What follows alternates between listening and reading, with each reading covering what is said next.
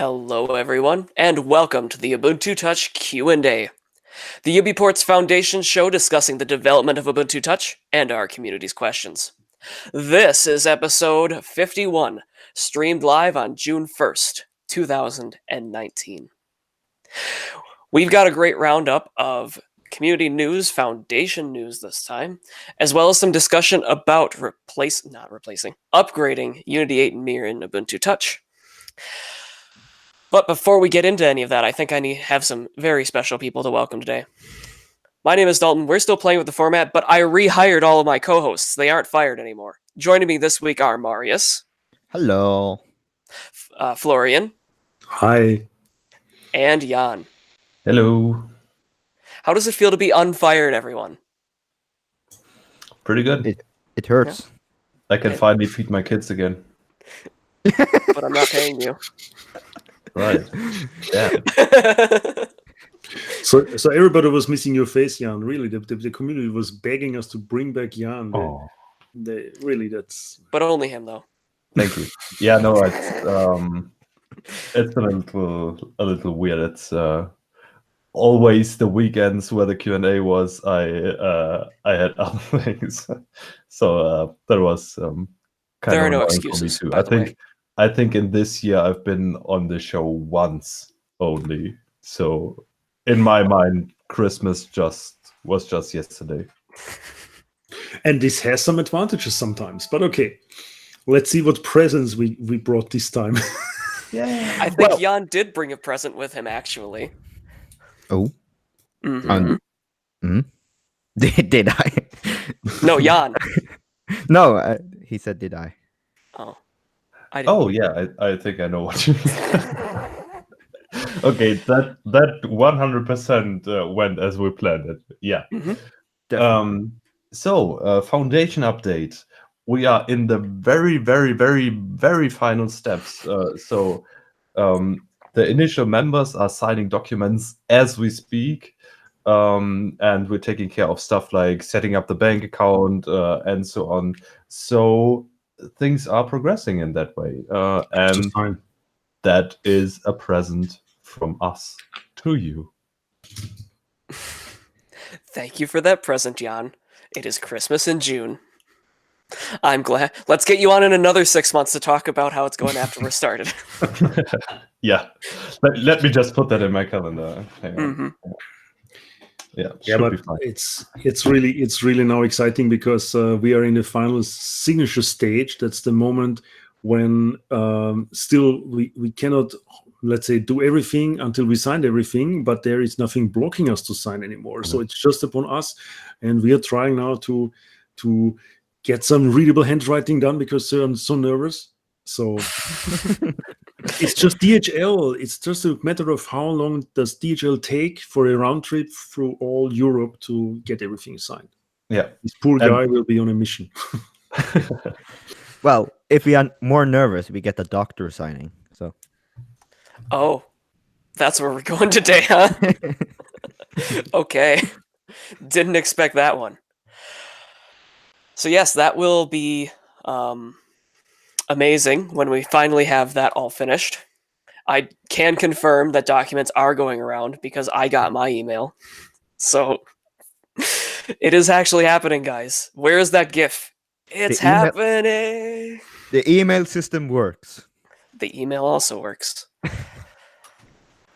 So in the questions thread this week, Alan Griffiths posted replying to another question about explaining how some things fit together with the upgrades going on between Unity 8 and Mir.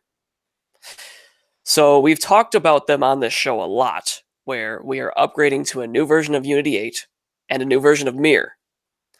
But sometimes we don't explain too well what that all means, and we get a lot of questions on that. So let's attempt to tackle that one now. All right, I'll start this off. His message was exactly, I think it's a good time to explain how some things fit together. New Mir, new Unity 8, replacing Xmir with Wayland, enabling apps using toolkits that support Wayland, migrating existing apps to Wayland, and migrating compositor components to Wayland. Yep. This is by no means a complete list of the things that need to be done, but let's dig into them a little bit more. It's also mostly in order. Actually, yeah, that was really nice of him to have that all in order. So those are in order. New Mirror and New Unity 8 is something we are doing right now. I'm actually speaking about New Unity 8. I'm actually using it as a daily driver, which is kind of a pain. It works. I was watching Yontron before this, so excuse that. But what side? So yes, it is New Unity 8, and it is surprisingly stable. It's fast. It's does fast. things, but it has stability issues yet. Yes, so we're still working on problems. That. Most of the annoying things needs to be fixed ASAP. Like the keyboard strashing and issues like that. Memory leaks, stuff that isn't fun. Yes. But and so hard. These both need to be done at the same time. And because Unity 8 and Mir were originally developed in tandem, they were in many ways made for each other. So when Canonical was working on bringing this newer version of Unity 8 out, they were also basing it on a newer version of Mir, which, by the way, had a lot of performance improvements, like delivering events a frame or two faster.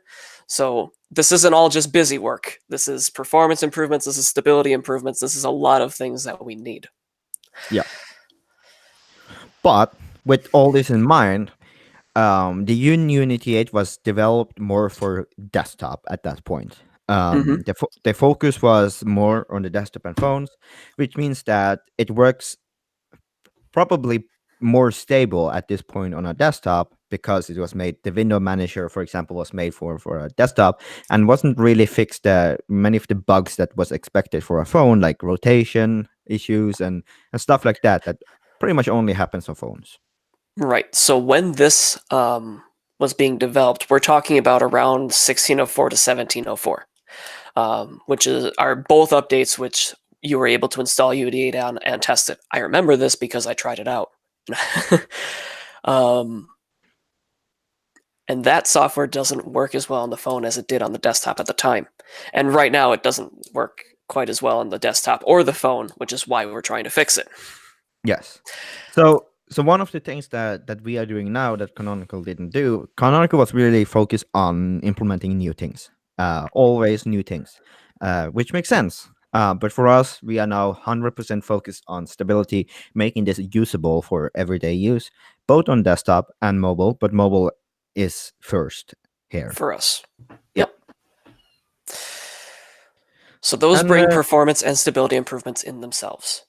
Yes. Let's move up now to replace one thing I can add that it also improves a lot of other stuff that is more hidden underneath, like you say, performance and stability, but it also has a lot more like new design, for example, like the new dash, or not dash, right. but dash, kind of drawer. It also has a new desktop mode. It also have the menu, the HUD menu type thing, not the HUD, but global menus. Global menu, yes. So yeah, there is a lot of new stuff in there, and a lot of stuff that is not enabled yet. So. And also it fits the overarching theme of everything that we're trying to do, is we're trying to reduce the amount of stuff that we need to maintain ourselves, right? Yes. So right now, Canonical is still maintaining Mir 1.1 and 1.2 now. Yes. And they're continuing to develop that, so we don't need to develop the display server ourselves. Yes. And that's going to be the overarching theme. Yeah. Speaking about not making our own stuff, we are switching out from Xmir to Wayland, which that's next step. Yes. So right now, Xmir is the X server that runs most of the time under Libertine only to provide you with legacy app support. So when you run, say, LibreOffice, you are running it. It connects to Xmir, which then connects to Mir, which then shows all the stuff on the screen. Exactly. And the reason why we are moving away from this is, first of all, as Dalton said, we don't want to maintain it. And second of all is because Wayland is actively developed, including it has scaling support and all these that Max Xmere didn't have, as far as I know. But at the same time, you also can have free floating windows, which is something Xmere struggled with, had performance issues, and yeah, overall, Wayland is just a lot better at this point. Xmere was really good back then when it was developed and way ahead of Wayland, but now Wayland is way ahead of Xmere. Partially because Xmere hasn't been committed to in 3 years. Just putting that out there. Yeah. Well, at least our what we have right now, I believe it's still in 1804, so yeah, it's not completely gone. And I do believe it's removed from upstream, or it was never accepted upstream, I think. Yeah. Correct. Whereas Wayland was accepted into the X server. Yeah. Also, speaking about switching over, that seemed to be the general theme here. Yes, all of it. Enabling apps using toolkits that support Wayland. So, So well, once we're able to have those liberating apps using Wayland, now we move on to non-liberating apps that can run natively under Ubuntu Touch and connect directly to the Wayland support in Mir. Yeah, there's also a step before replacing Xmere is that we need to make sure Wayland works on Android devices. Yeah, that's properly. But that's an implementation detail. Yeah, that's a technical detail. But enabling apps using toolkits that support Wayland, it's also like these are also more easier tasks, like make sure Qt Wayland is installed and make sure they can use it. If we want to go into that deep. Yeah. So and then migrating existing apps to Wayland. This is basically slow down there. You're going too slow, Dalton. So too slow for me. We're enabling apps such as maybe apps that use GTK that can connect directly to Wayland. And what we'll do is we'll just manage, put the Chrome on. We've got. Oh. Yeah, we did for a moment. The microwave was turned on. Okay. That's a blast from the past. Yeah. So we're looking at bringing those apps, such as ones that run on GTK or ones that natively run using Qt Wayland, and not having to do any conversion for them to run natively under our Mir implementation on Ubuntu Touch. So Unity 8 can natively manage those windows and provide Chrome and everything that's used for them. Yep. Chrome being a term that means like the close button and the menus and everything. Yep.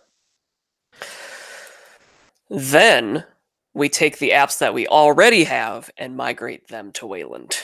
Yes. Thanks for slowing me down. But this was what I was talking about earlier, is to basically move everything that we have over from using the Mir client and Qt Ubuntu or Ubuntu. Yeah. Ubuntu. Sorry. Ubuntu. Yes, there we go.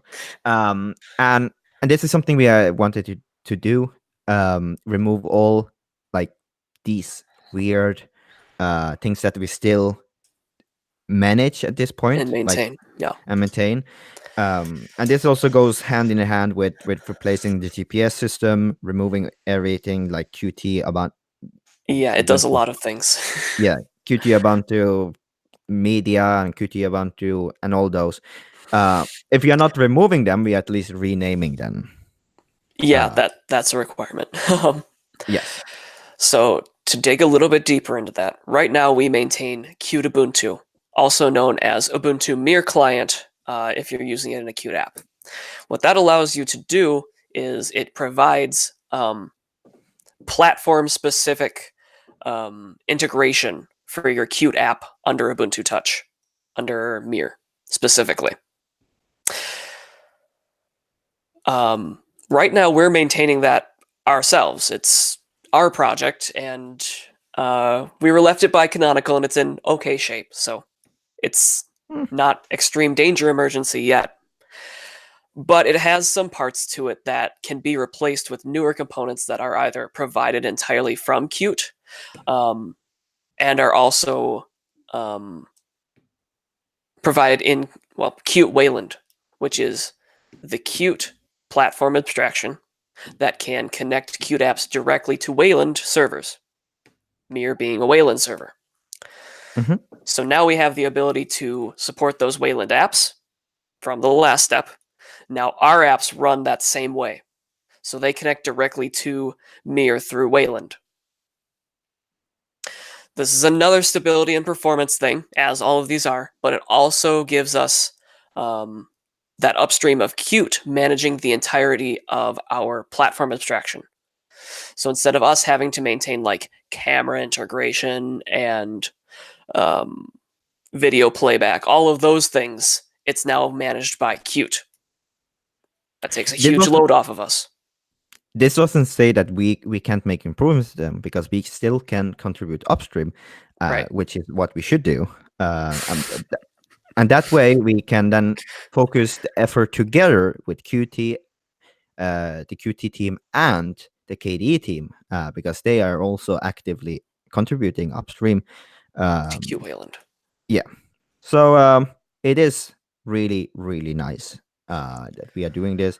But saying that, going a little bit step back, we are not doing that in next release. Next release, we're only focusing on Mir and Unity 8.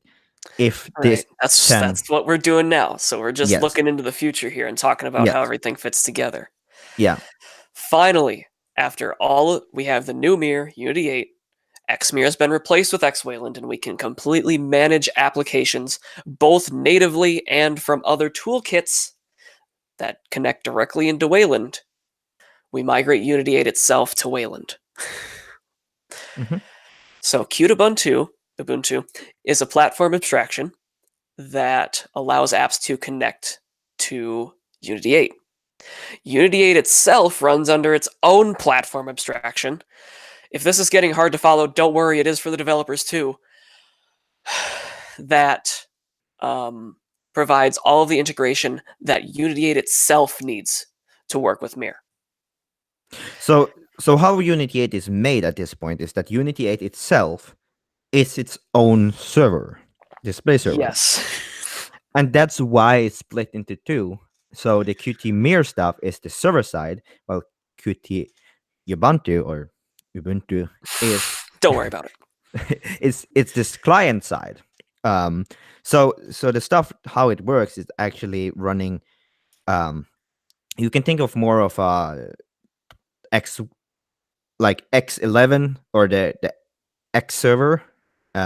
It's Unity 8 itself. It's not like the old generation where you have an X server and then you have the composite. No, not the composite, but the shell running on top of that again. So it's a bit different. Yeah. Yep.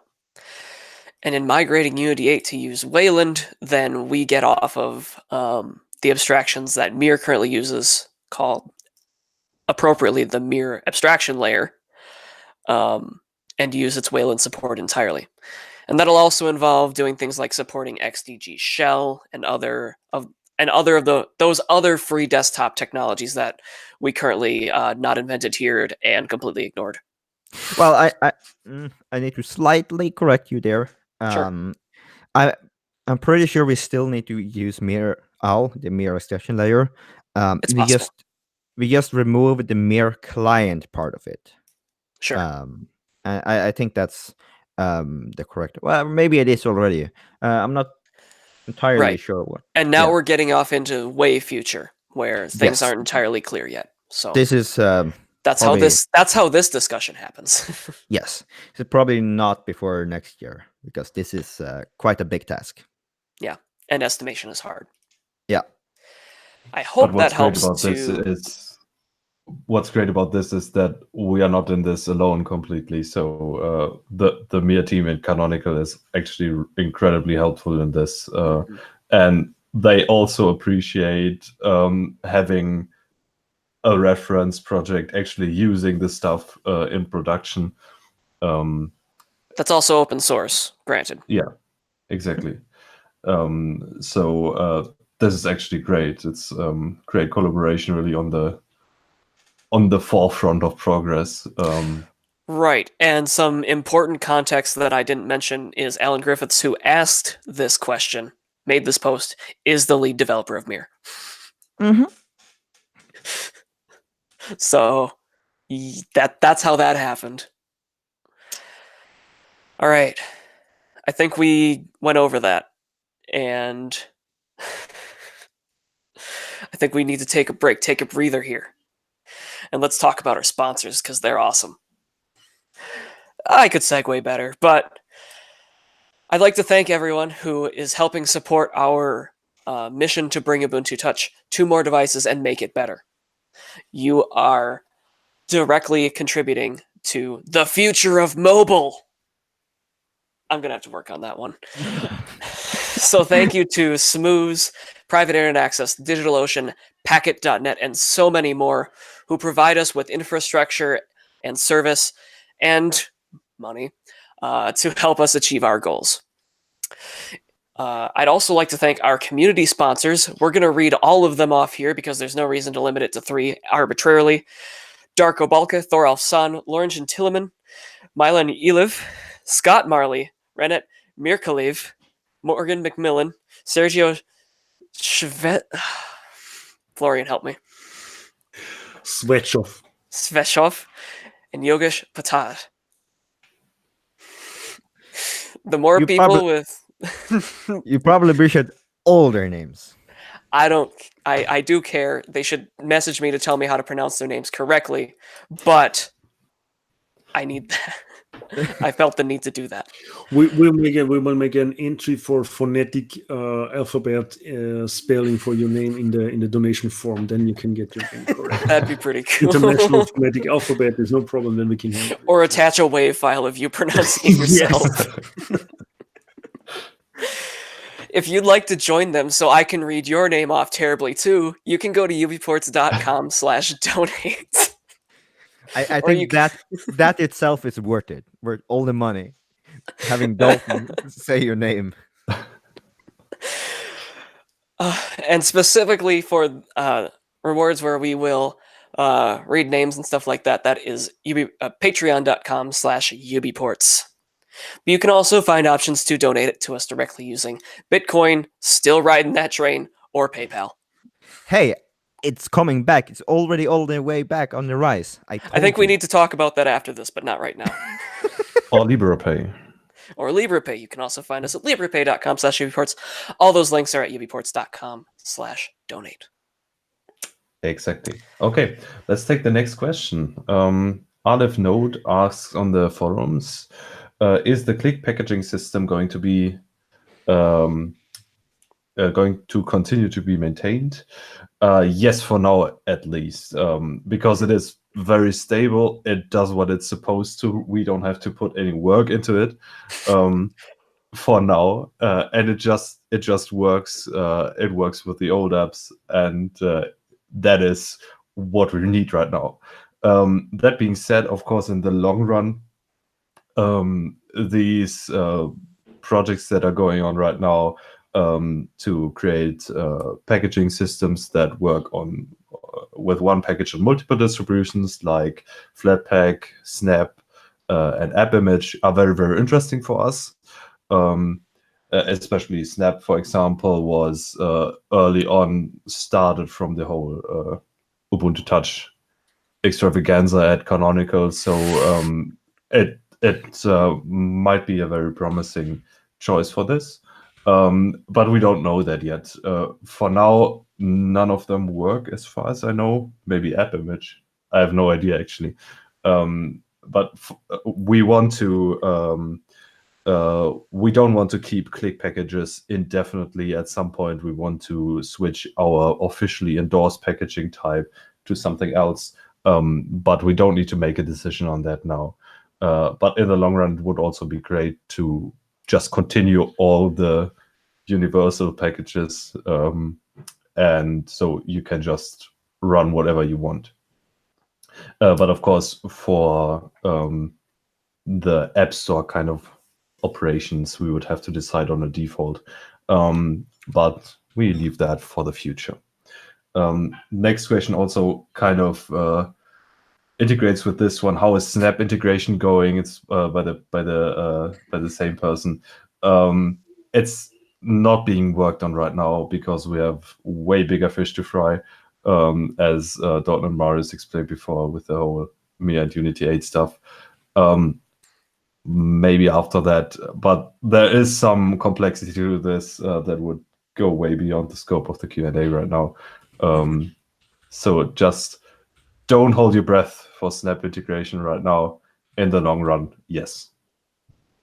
Probably. Best answer we can give. Hopefully. Final answer. Lock it in. You made no money. No. Dom UBPKM left a question on our forum. I see that there are some dark variants of the boot up logos that show on Ubuntu Touch devices, such as the Fairphone. Let me snap my battery in there. Dark variants of that. Yeah, I would like that so badly because my eyes die every time I do that in the night. Can they be default in OTA 10 was the question. So the thing with the boot logos is that they are actually stored on a partition on the phone itself, and those partitions are always in every single manufacturer. They are different. Yeah, which makes this it's fun. Fun. Fun is it's quite annoying. So yes, it's possible, but it's a bum pain. It is not the easiest thing to do on a live system. So what we could do is that we flash this system, but then you have the risk of actually bricking your device for changing the wallpaper. Isn't that great? On some devices, not all devices do this. But like the Nexus 5, for example, which has multiple images, if you do something wrong there and you push your screenshot instead of the image itself, it fails.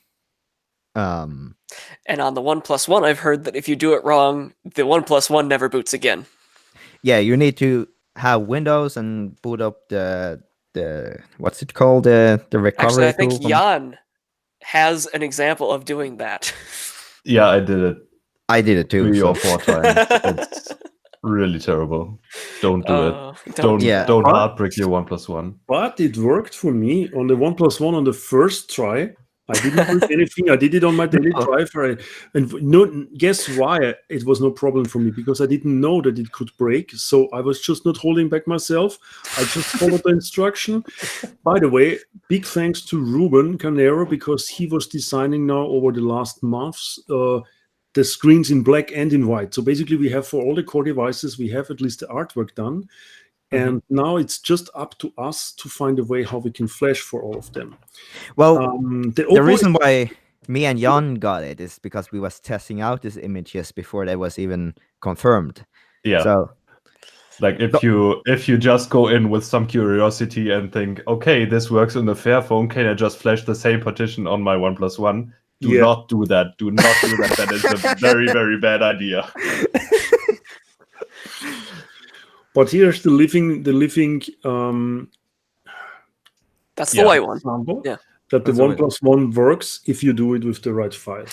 Yeah. If you do it right and you don't screw it up, it works. Then it works. Yeah. Yeah. Well, that's with most things. If you do it right, it works. But the part why I'm saying this is because do we want to risk having an option for people to do it manually, and then people brick it? Because for us it's fine because we have done it a fair amount of time and we know how to do it. But for someone we know how to undo it. Yeah.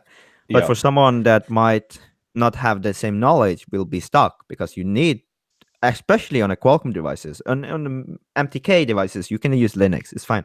But on the Qualcomm devices, you need Windows. And it's pain. Exactly. So one idea that was popularized last time we talked about this, I think, was if you don't do it in the normal release upgrade process, we could add this feature to the installer And that is actually something we could do if we make 50,000 sanity checks with the user. Is this actually a 1+1 that you're installing on right now? Then that is something we could do. We could look into that pretty soon, I think. And then you can just run the installer once and don't wipe your data, obviously. And then you have the black background till the end of time. And also the thing with the installer, it has direct fastboot support, which means that you can check the checksum automatically after it's flashed. Make sure you don't reboot the device before you make sure the image is correct. Correct. Yeah. Because the problem is not flashing it, because you can reflash it and it will still be fine. But if you read the device and you have a broken image, you are some devices you are screwed. Some devices just works. Yeah. But and then someone's saying that you can flash them again from twerp. That's assuming you can boot into your recovery. Because if the bootloader can't load its image, it will not boot anything. You can't boot at all. That's the problem. This comes before recovery. Yeah. So on the 1+1, that's a really bad thing. Yeah, you can't boot at all. It just doesn't turn on. It goes warp and then does nothing. Yeah. No, it doesn't even do that. Oh no! Oh that's really bad. It actually does. It vibrates. Does it? When you hold down the volume and power keys for 10 seconds, it vibrates. And then does nothing. Nice. But I think we segued kind of far. So maybe we can take it back to questions. Sure. Let's get back to the segue before we fall off. Sure. Gizmo Chicken left a question in our forum.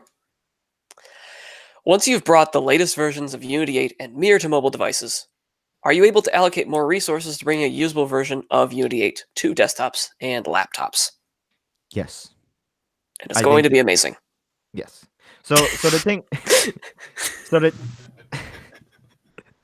So the thing with this is that we're actually doing this at the same time, because the new Mir and the new Unity 8 will actually be much better for desktop. Also in converge mode, it should be pretty smooth and good. But the thing is, when we get to that point, we can work on the two things simultaneously and work those up from both a desktop and a mobile point of view, because they will use the same code base. Until now, we have been using a much older version on the phone than on the desktop, which means that we have, for 99%, we have been focusing on the phone, that version, which means that the desktop didn't get any benefit of it. But now, where the code base is the same, we can work some cool stuff and make it usable. And also the stability things that we are doing right now will also affect the desktop.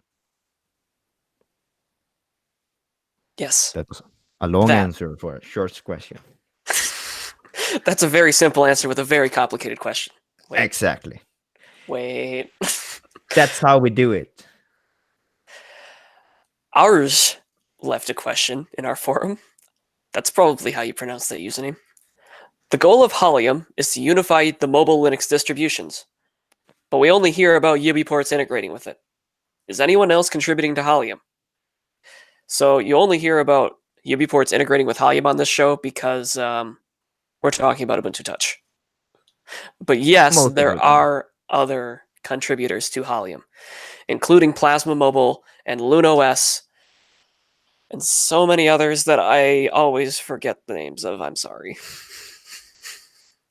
But they're all in the community, and actually they're in a lot of ways the same communities that are now working on the Pine Phone. We all kind of came together on both of these things. So yes, there are other projects using HollyM. The thing is that HollyM in itself isn't the complete solution. Every distribution also needs to do its integration work with it, at least until we're able to do a lot more abstracting away of things using HollyM. Mm-hmm. Yeah. That one's good? It's good? All right. That's good. Second question. You talked about issues with not using systemd in the last Q&A. That'd be number 50, where I was alone. And honestly, I don't remember what I said. Most systems are switching to systemd, so is there any plan or advantage to us doing so? Oh, God. Very simple question with a very complicated answer. So System D is a beast in itself. So one of the major problem with newer version of System D is that they straight up don't work with older kernels. So that's the first point. The second point is that our devices need some extra kernel changes, and it also needs some changes to the system to be able to work, since we are kind of deeply integrated with Upstart at this point. Which means that some of our devices would not work with System D. Probably maybe we can get them working, but it will be harder to get them working than get Upstart working because they require some extra kernel stuff. Yep. And other than that, we also need to modify our system to be able to handle login, for example, and the greeter and all that. And all the apps actually are started by Upstart, so we need to find a system for System D to start those apps. That is partially completed in Ubuntu App Launch 2. We're currently using number 1. No, but it still needs to be needs to be completed. We are using 2. The new one is 3. But yeah, okay, minor good enough. details. Whatever. Minor details. Thanks, Marius, making me feel good today. You're welcome. Yeah, he summarized that pretty well. That was why originally we had that concept of legacy devices and core devices, was because we thought that we were going to have to switch to System D and deprecate all the old stuff. I just punched my microphone. And that went away when we thought we could just take the stuff we already have and move it to 1604. Yeah, we won't be that lucky on the next upgrade to our next Ubuntu base, granted. So no, we won't. Yes, there is a plan to do it. The advantage is we don't die and have to maintain Upstart ourselves for indefinitely. And the plan is to do it. I eventually won't be able to give you a good estimate on when that would happen, though. So maybe the legacy of the legacy device will come back. Good joke. Good joke. Our next question came in from MATV1. And I like the first paragraph of this one. I like it. It pets my ego. Yeah, it pets all those egos. The other day I realized that I haven't seen Unity 8 or operating system crashes, which were once weekly occurrences, for months. At the same time, I read that the highly regarded Phoronix website named us one of the most viable and furthest along Linux open source smartphone operating systems. That's a mouthful. Oh my god. Thanks. Despite all of this, as far as I can tell, and you might know more, the best estimates still have us at well under 10,000 users running Ubuntu Touch as a daily driver worldwide.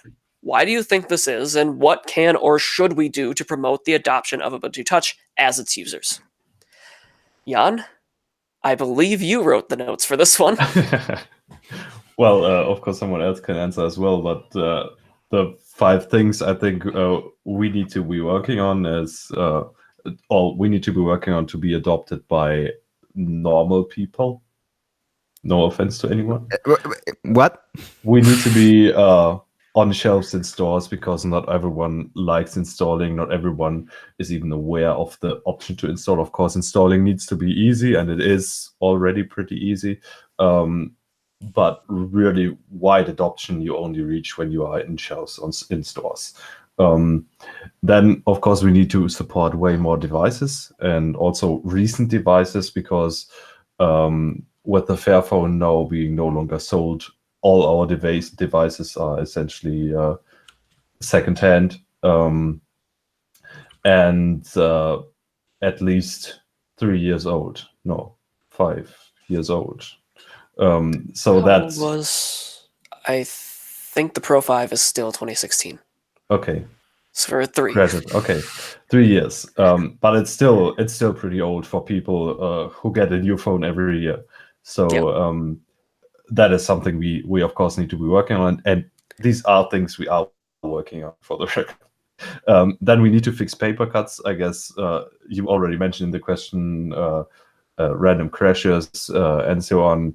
But there's also many more small annoyances that just can slowly reduce your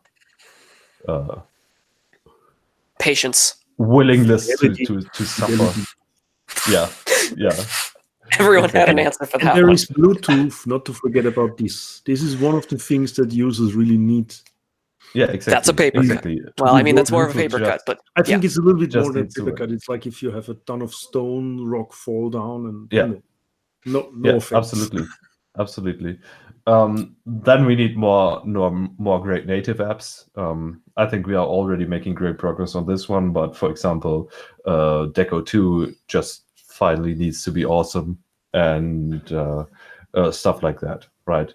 Because application ecosystem is always the number one concern. And then that also ties in with Andbox, because there's just some things we won't get that fast. So we need Android application support in the long run, of course. But I think we're getting there. And something that everybody can do to help us right now is, if you are talking to people and they are like, oh, why don't we have a more open mobile operating systems? Why don't we have Linux for phones? Just tell them Ubuntu Touch is still a thing. It's actually going really great right now. If you have a device with you, show it to them. People always love getting their hands dirty with it. And yeah, the thing is, many people still don't know that Ubuntu Touch is still a thing, or they heard, some community forked it, but there's always a community forking something if something is discontinued. Did they actually survive past the first year? Yeah, exactly. So it is always good to show it. Of course, don't be really obnoxious and annoy everyone with it. But like me. By the way, I use Arch Linux. Yeah, exactly. But if you are in a conversation about this, please mention us and say, hey, it's actually still a thing, and it is usable. It is not a pipe dream. But I think one of the thing that really stands out here is that we need more supported devices. I think that's one of the thing that I see a lot. Is like, does it support this? Does it support this? Oh, it only support those. And I mean, for we people, had that in our live chat today, at least twice now. Yeah, absolutely. Yeah. Phone call. My phone is calling, so And very somebody professional. is going to ask him if this phone is supported or that phone is supported. They're even going to call us now if I don't know. It's my phone supported. S9 has been supported already. No, Samsung S9 is not supported. I mean, that's where something like this comes in, where we are getting a new device that will be the community's rather than some company that doesn't care for us at all.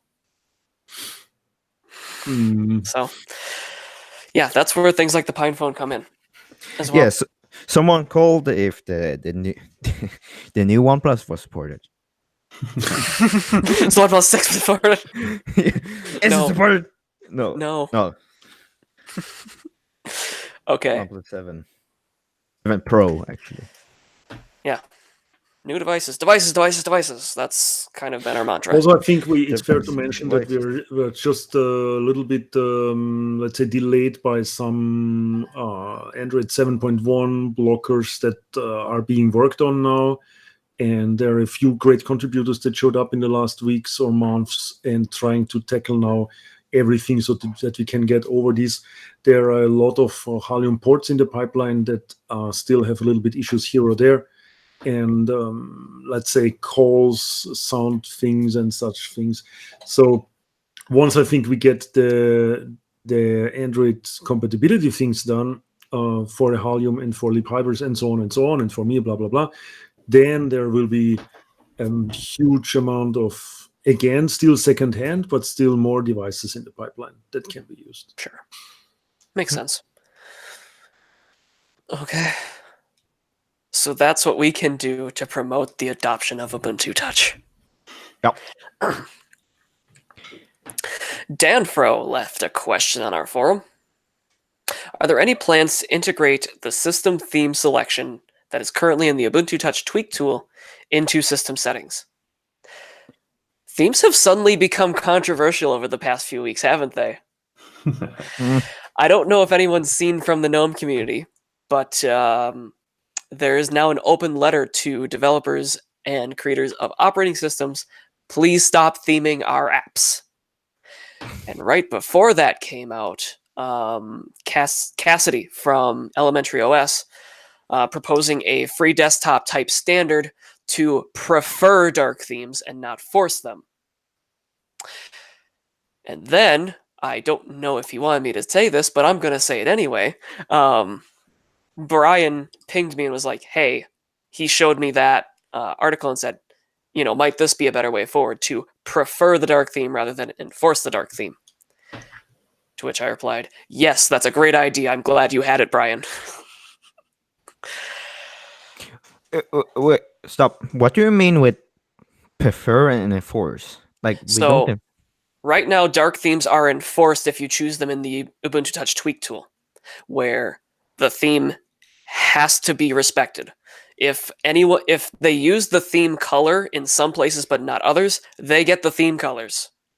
So if they made their text black but used the theme background, they're getting black text on a black background in Suru Dark. And that's not good. Oh. Yeah, that thing. Yeah. So that's enforcing a theme. Whereas preferring a theme allows the user to say, I'd like the app to be dark, and then the app can take that and change its color scheme depending. Right. And of course, we can provide a palette of colors that they can use in that case, recommended, but it's still their brand and their app to make those decisions on. And that reduces the amount of tickets that we have for, like, I can't read my messaging app. Even though messaging app was upgraded to support the dark theme, still. Yeah, well, I'm kind of split on this. I think everyone is. It's not a bad thing. So the thing with that is, first of all, I don't really use the dark theme.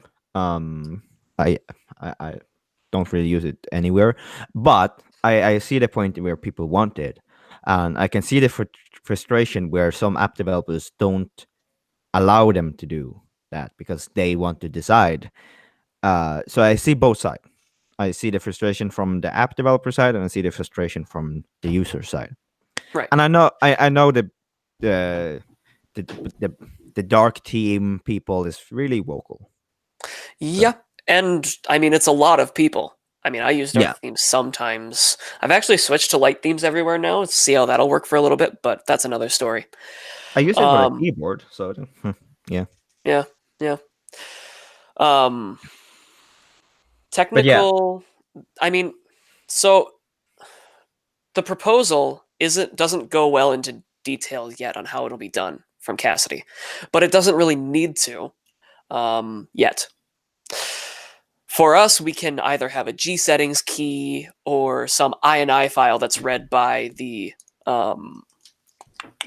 toolkit to tell the app use this palette or that one. That's one thing that's nice about having a monolith, now that I think about it. But what Elementary is proposing is a free desktop standard. They don't have the technical details fleshed out yet, but it would probably be a G settings key or something that could be read by apps. Yeah, but I don't support the idea of not theming at all, because I see that's a thing that Elementary has gone down really strong on, is that we know best design, you don't. Right, and it's also something that Canonical did, partially because integrating good theme support is really hard and no one's ever done it. Yeah, it is. Period. That is true. So we need to find a happy middle ground of this that can be provided and will make people happy. I mean, people have suggested things like choosing an accent color. Like have an accent and I want it to be red, I want it to be blue, but it still kind of fits the app's overall design and it just kind of changes things slightly. Right. That's an interesting idea. Right. But we don't need to deal with it right specifically now. Nope. So now we will deal with next question. To answer the question succinctly, are there any plans to integrate the system theme selection from Ubuntu Touch Tweak Tool into system settings? No, not right now. Not yet. Maybe later. Maybe in a different way. Soon TM. Let's take a fun one, shall we? Sure. Phoenix Land Pirate in our supergroup asked, are Marius and Jan coming to Foss Talk Live? It's on the 8th of June in King's Cross, UK, and you can find more at, I don't remember what the website is. FossTalkLive.com? FossTalkLive.org. .org? Yeah, you can find more. No, that's not it. I spelled it wrong. I think so. It's next week. Fosstalk something. I just had it opened. It's Foss without Talk. They're Foss also Talk. talking not live. That's why they have only Foss Talk. Oh, yeah. Oh, FossTalk.com. FossTalk.com. It's a small event in a pub in King's Cross where a bunch of different Linux podcasts get together to drink beer, have a podcast, and then mash themselves all up together in a single podcast at the end of it all, after they're all drunk. I thought it was going a different direction there, but yeah, sure. I'm not going. Yeah, I'm not unfortunately. going. I was planning to, but I was planning to too. Time, money, Brexit. Pick something. I know this will really trigger Phoenix Land Pirate, but it's the best answer I can give. I think I will say the exact same thing, but I will just add hospital because I've been there a lot. Right. Yep. So I think it's a little bit short on notice, to be honest, because it's already next week. So, for example, we would only get very expensive flights for that day or let's say not day return, but weekend trip. I would expect that they are already almost sold out because London is a very popular destination. So there's one thing where we have to look a little bit on the economy of our participations because. Yeah, I mean, the foundation, even if we have some money now, we just need to be wise on decisions how we do this. And whenever we're going to participate in events, we want to know a little bit in advance if it makes sense for us and to prepare ourselves. And that also means travel. Yeah. So the first thing is it's quite short on notice. The second thing is, it's start of June, for example. I'm going on paternal leave for 2 months with my baby son. But right on that weekend, I'm completely booked because 10th of June is a public holiday here. So we have a long weekend in Austria and probably also parts of Germany. The Catholic parts of Germany, by the way.